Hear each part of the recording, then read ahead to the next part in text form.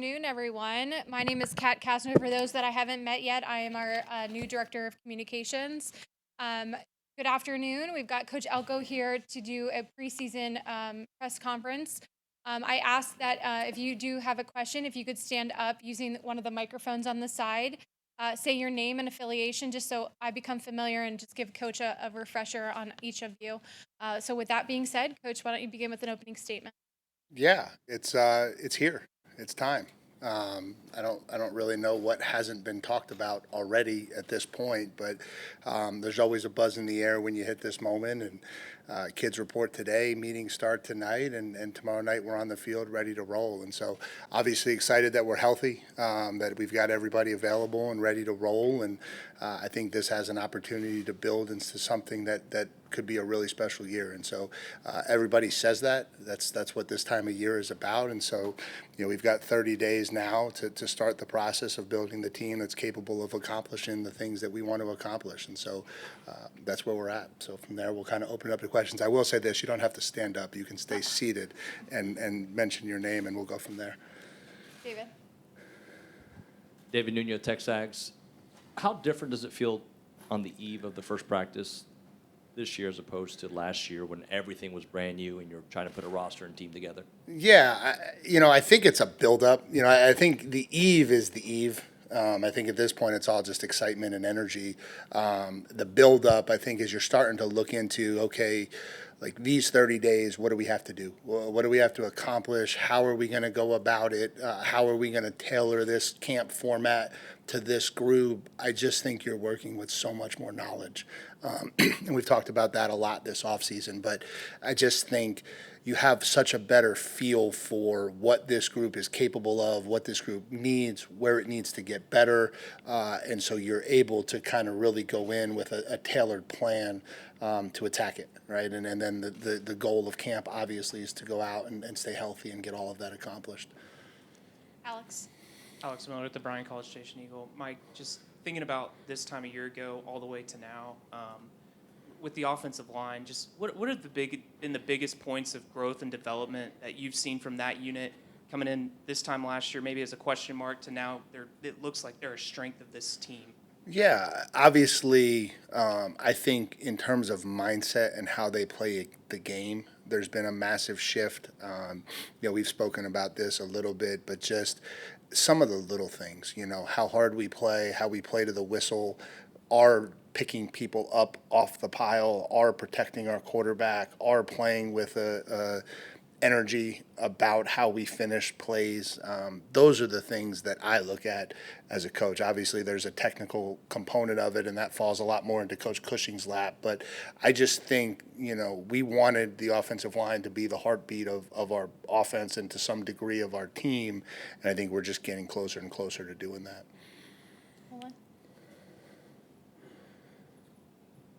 Coach, I'm Olin Buchanan with Texags. You can call me OB. Okay. At our event on Saturday, you mentioned, I think it was that Rylan Kennedy had added like 100 pounds of strength. Yep. I guess it's a two-part question. First of all, anybody else that comes off the top of your mind have made significant gains along those lines? And secondly, we hear about offensive linemen and other guys being better in their second year under a coach. Does that also apply to the strength and conditioning?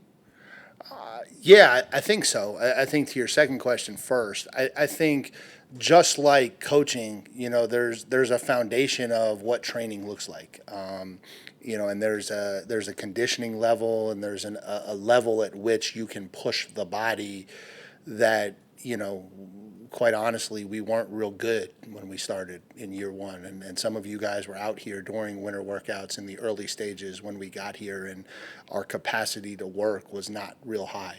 And so then because of that, you feel like you're playing catch up all the way through the winter, all the way through the summer, and you build it to the best you can. And then you come back in year two, and that strength and conditioning capacity starts at a higher level. And again, that leads to growth beyond. And so, I think that's really, really good. I think some of the other guys that have stood out Cassius Howell had a really strong summer. His body looks really, really good. Marcus Radcliffe, I think, has really done a phenomenal job in the weight room. Really excited about him. And then you just even go down to like some young kids. I was talking to TK Norman the other day. Like TK Norman has put on 20 pounds and all kinds of muscle. That's 20 pounds of body weight since he got here. He showed up at 165. He's 185 right now. And so I think when you look at some of those things, everybody says this, right? And so I don't want to be cliche, but we're a bigger, faster, stronger team. Now we got to go play football, and we got to play football well. Tony Catalina, Austin American Statesman. Coach, you had talked about everyone's ready to go. Just wanted to confirm and be specific with that. Is there anybody who's going to be out first day, or is everyone really good to go for first practice? No, everybody's really ready to go first practice. Yeah, so we're excited. I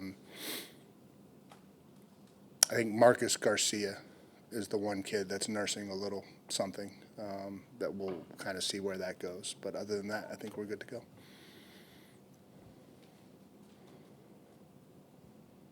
Coach Parker Ream with Fox 44. Just thinking about expectations for that first day of fall practice tomorrow. What do you expect? What do you want to see out of the team? And I mean, I guess it's not going to be as clean as you want it to be, but what are you hoping for? Yeah, it's a unique world nowadays because I guess it was 3 years ago now that they changed the summer. And so we're allowed to do more skill development in the summer, and some of that stuff contains a football. And so I think you have a much better feel today going into practice number one than you did 4 years ago, certainly than you did 14 years ago. It hasn't been that long since you've been around the guys with a football. And so our expectation is that we go out and we set the tone for what we want execution to look like. We have what we call championship execution that we grade on both sides of the ball every practice, grade on special teams as well. And so, we have certain markers that we try to hit that we identify to be championship level practice. And we have expectations that we'll hit those day one, and to whatever areas we don't, then that gives us areas to improve. Howdy, Coach. Rob Havens with Aggieland Illustrated. So you lose Le'Veon Moss late in the season, and that was a big hit. How important is it to keep him healthy and getting Ruben back at full strength, and how important is it just for the overall part of the team? Yeah, I think health matters. I think keeping our best players healthy for the course of the year plays a role. And I think when you look back at last year, I think you were the one positive on the injury front were you didn't have a lot of soft tissue injuries. You didn't have a lot of things happen in practice. So for the most part, the things that happened without your ability to control them, and that as a coach is really important. You hope that maybe some of those breaks change a little bit this year with some of the guys that we lost in game. We lost Mark Nebu real early for a real long period of time. We lost Tyreek Chappelle to a freak thing for a real long period of time. Losing Le'Veon at the end, losing Ruben in the beginning. We had some guys go down to some freak things. Usually those things balance themselves out over time, and so hopefully we're ready for a good run of luck. We certainly could use one of those for a season here at Texas A&M. Back corner. Coach Chip Howard from The Zone. Two things. Number one, how'd you spend your birthday yesterday? So birthdays change a little bit over the years apparently, and so I worked. I went to take my daughter to get her new car because she needed a car, and that was my last day to take her to go do it. So I used up quite a bit of time at Aggieland Chevrolet. Thanks to all the good people over there at Aggieland Chevrolet. Quick plug. And then went down and did some things with the house that we're still trying to finish so that my wife can actually move into the house here sometime soon. And so, all of that summed up into one heck of a birthday yesterday. How do you balance having your team in shape and ready for the opening game, but not losing their legs while you're trying to get them there? Yeah, we do a lot with science to do that. I think nowadays The body can tell you a lot. We do a lot of what we call force plate jumps to measure force explosion. We do a lot of stuff on a NOR to measure power and power balance throughout the body. We're constantly monitoring how much distance we're traveling in practice to make sure that that's on par with what it needs to be. And so I think there's a lot more that goes into that than maybe in the past. In the past, it was always feel, right? Like you as the coach were just trying to feel your way through it. I think now there's a lot more science that goes into that. And, so obviously Coach Moffitt and his team stay close and pay close attention to wherever those spikes or valleys come from and making sure we stay on board with that. Mike Roberts, Cessna Eagle. Last year you went into fall camp knowing you're going to play Notre Dame early. Looking back, was that maybe a good thing? And now you're at the point where it's more about you situation. Don't matter who you play that opener. No, listen, we're going to be as excited for UTSA in the home opener as we were for Notre Dame in the home opener, because it's an opportunity to go out on Kyle Field and play a meaningful game against somebody for the first time in 9 months. And so that's going to matter. I think,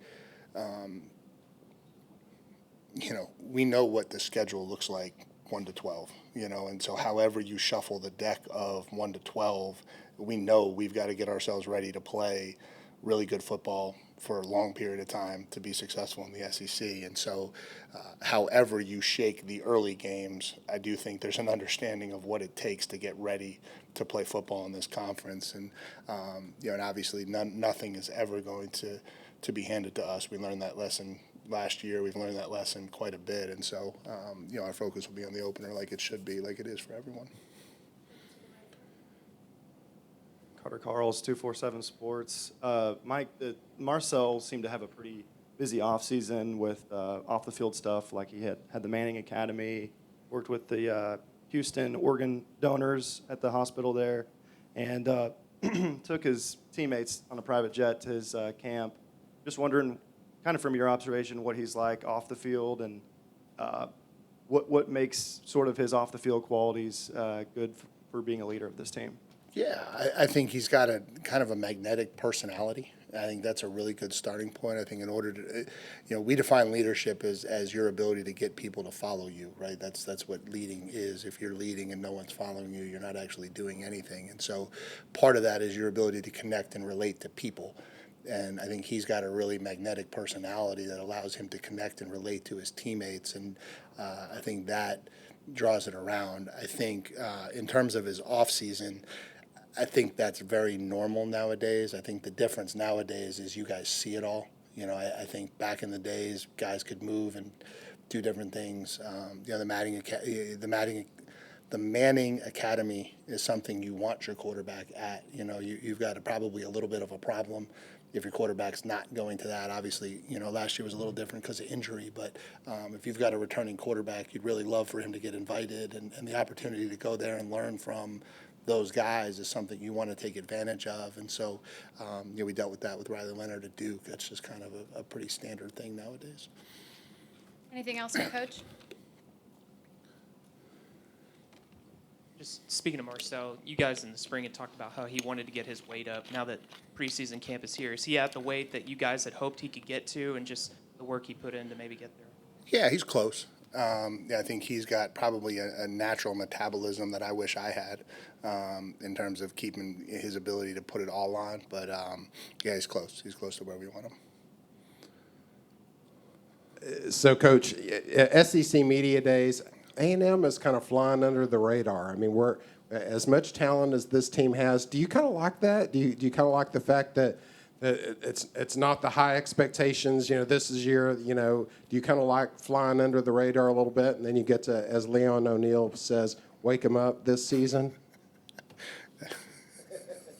Wow.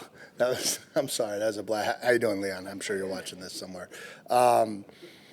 Yeah, I honestly, I don't care. I mean, if the expectations are there, we've got to go out and perform. If we're flying under the radar, we got to go out and perform. Like, I know what this team's capable of. And so, we plan on going out and doing the things that we need to do. I think if last year at this time I would have stood on this podium and told you we're going to be first place in the SEC going into November, and not finish the job and everyone's going to be disappointed about it, you would have been like, no, you won't. There's no way you'll be the last undefeated team in the SEC. And so, we got to go play. That's what we got to go do. To the right. What was your first impression of KC when you went against him a couple years ago, and has he lived up to everything you hoped he'd be? Yeah, what an unbelievable playmaker. When we went up against him as a freshman, he was really doing it all. He was lining up as a slot. They were running a lot of vertical go balls with him, and he was having a lot of success doing that. Then they were bringing him into the backfield and handing him the ball as a running back. They were doing jet sweep stuff with him. He was really just a guy that they were trying to put in position to impact the game as a true freshman, and that obviously stood out. And he was a guy that we paid a lot of attention to, and when we played him because of that.